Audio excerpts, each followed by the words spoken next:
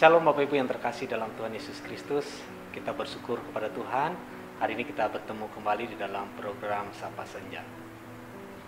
Hari ini kita akan belajar satu kebenaran firman Tuhan dengan tema 3 tahap orang melakukan dosa.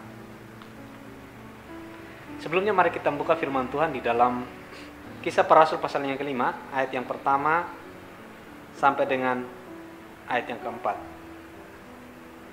Ananias dan Safira. Ada seorang lain yang bernama Ananias. Ia beserta istrinya, Safira, menjual sebidang tanah. Dengan setahu istrinya, ia menahan sebagian dari hasil penjualan itu dan sebagian lain dibawa dan diletakkan di depan kaki rasul-rasul.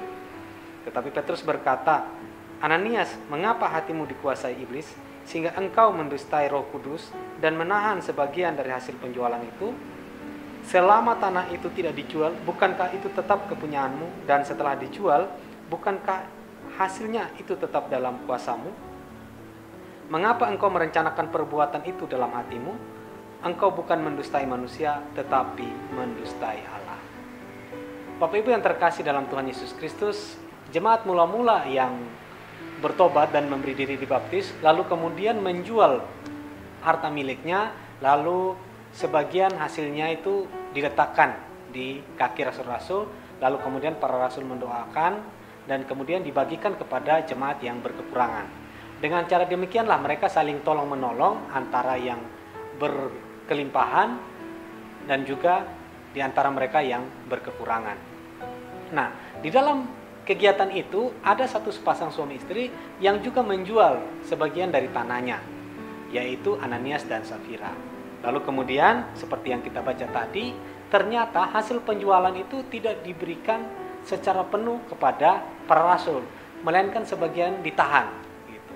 Oleh karena itu, di ayat yang ketiga, Petrus berkata, Ananias, mengapa hatimu dikuasai iblis sehingga engkau mendustai Roh Kudus dan menahan sebagian dari hasil penjualan tanah itu?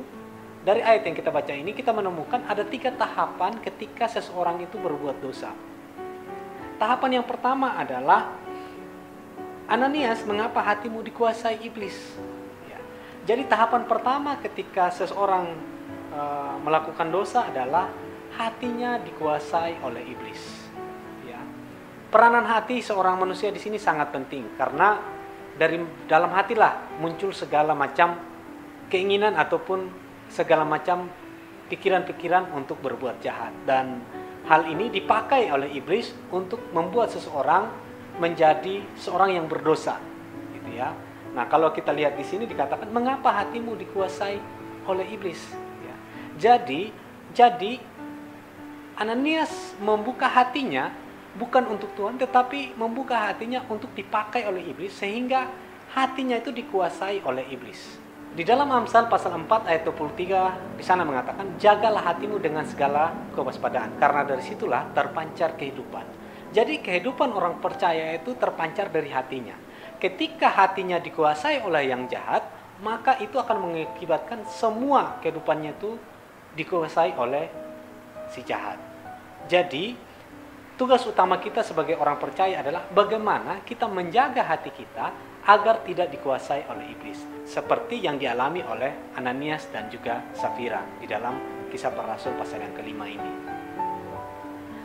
Lalu tahapan yang kedua ketika seseorang berbuat dosa adalah masih di ayat yang ketiga bagian B, sehingga engkau mendustai Roh Kudus.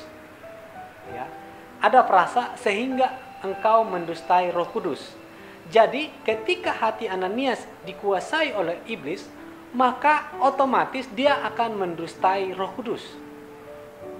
Karena ketika ditanya oleh Rasul Petrus bilang bahwa dia bukan hanya mendustai manusia, tetapi dia juga mendustai Allah. Ini berbahaya, ya.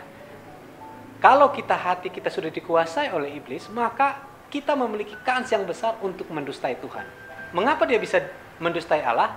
Karena ketika hatinya dikuasai oleh iblis, maka otomatis dia akan menjadi anak si pendusta. Karena kita tahu bapak pendusta adalah iblis, ya. Di dalam Yohanes pasal yang ke-8 ayat yang ke-44 berkata, Iblislah yang menjadi bapamu dan kamu ingin melakukan keinginan-keinginan bapamu. ia adalah pembunuh manusia sejak semula dan tidak hidup dalam kebenaran, sebab di dalam dia tidak ada kebenaran. Apabila ia berkata dusta, ia berkata atas kehendaknya sendiri, sebab ia adalah pendusta dan bapa segala dusta. Jadi ketika Ananias mendustai Roh Kudus, maka dia menunjukkan bahwa dia adalah anak dari pendusta. Dia tidak menjadikan Tuhan sebagai bapanya, melainkan menjadikan iblis sebagai bapanya. Dan otomatis ketika bapanya ini adalah pendusta, maka Ananias pun menjadi seorang pendusta. Jadi karakter apa yang ada pada iblis otomatis akan tumbuh dan hidup di dalam karakter seorang Ananias. Jadi ini pelajaran berharga buat kita supaya kita tidak menjadikan iblis sebagai Tuhan atas hidup kita, sebagai Bapa atas hidup kita, tetapi kita menjadikan Tuhan Yesus sebagai satu-satunya Bapa kita, sebagai satu-satunya Tuhan kita. Maka perkataan-perkataan yang keluar dari mulut kita adalah perkataan-perkataan yang memberkati, perkataan-perkataan yang menjadi berkat, perkataan-perkataan yang memberikan semangat kepada orang, ya, dan yang pasti tidak mendustai siapapun. Itu tahapan yang kedua. Lalu tahapan yang ketiga, masih di ayat yang ketiga, di sana dikatakan, dan menahan sebagian dari hasil penjualan tanah itu.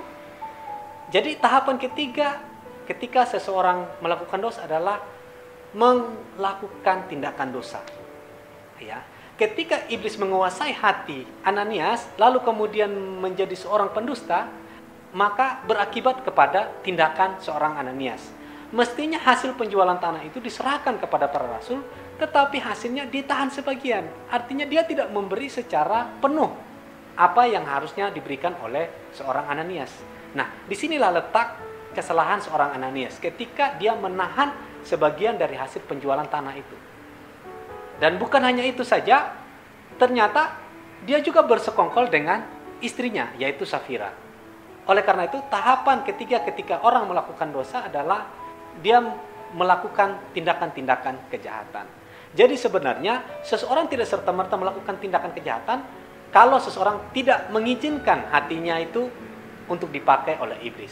Oleh karena itu, prinsip utama dalam kehidupan kekristenan adalah bagaimana kita menjaga hati kita agar tidak dikuasai oleh si jahat. Dan di bagian yang terakhir di sini, akibat ketika seseorang melakukan dosa adalah maut. Ya.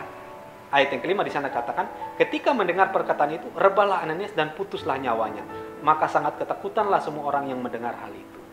Jadi ketika seseorang berbuat dosa dan dosa itu berkembang di dalam kehidupan seorang Ananias, maka mautlah yang menjadi akibat bagi seorang yang berdosa.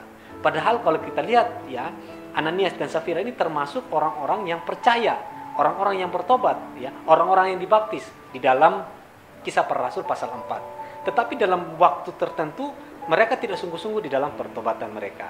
Dan kita lihat bukan hanya Ananias saja, tetapi juga istrinya, yaitu Safira. Bapak Ibu yang terkasih dalam Tuhan Yesus Kristus, kalau kita ingin kehidupan kita diberkati oleh Tuhan, mari kita menjaga hati kita dengan sungguh-sungguh agar hati kita tidak dikuasai oleh si jahat. Mari kita terus berdoa agar kehidupan kita senantiasa ada di dalam perlindungan dan kasih Tuhan. Demikianlah Sapa Senja pada sore hari ini, kiranya menjadi berkat buat kita. Shalom.